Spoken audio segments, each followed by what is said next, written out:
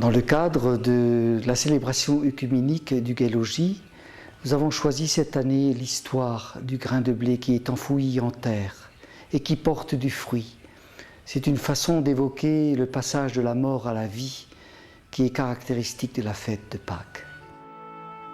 Quelques Grecs se trouvaient parmi ceux qui étaient venus à Jérusalem pour adorer pendant la fête de Pâques. Ils s'approchèrent de Philippe et lui dirent « Maître, nous désirons voir Jésus. » Philippe alla le dire à André, puis tous deux allèrent le dire à Jésus.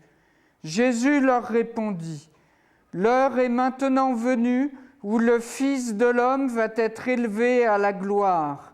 Je vous le déclare, c'est la vérité. Un grain de blé reste un seul grain s'il ne tombe pas en terre et s'il ne meurt pas. Mais s'il meurt, il produit beaucoup de grains. Celui qui aime sa vie la perdra, mais celui qui refuse de s'y attacher dans ce monde la gardera pour la vie éternelle.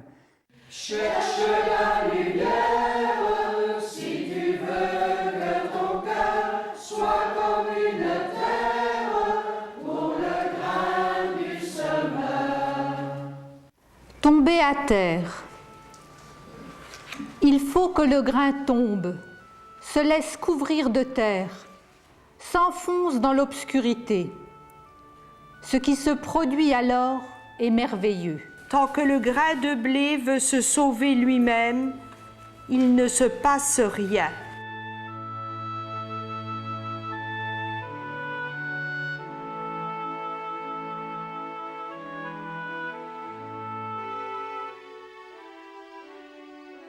C'est la racine qui alimente la feuille et c'est la feuille qui permet à la racine de respirer. Pour devenir moisson. D'où viennent ces épis et ce soleil nouveau qui jaillit de la nuit pour éclairer le monde? Ils viennent d'un seul grain d'amour tombé sur une terre de violence. Il y a urgence maintenant, question de vie ou de mort. Ou bien les hommes feront attention au grain d'amour, ou bien ce sera la destruction totale. Pas une gerbe d'épis, mais une gerbe de feu. Chacun doit décider être le grain de blé qui se garde et se regarde beau et solitaire, ou être le grain qui tombe à terre pour donner du fruit. Seigneur, nous te prions. Que de fois nous avons été grains de blé dans notre vie. Nous sommes passés de la naissance à l'enfance. Nous sommes passés de l'enfance à la jeunesse. Nous sommes passés de la jeunesse à la vie adulte, à une vie de travail parfois laborieuse. Et puis un jour, nous sommes entrés en retraite. Et puis nous voici devant toi pour faire fructifier tous les dons de notre vie.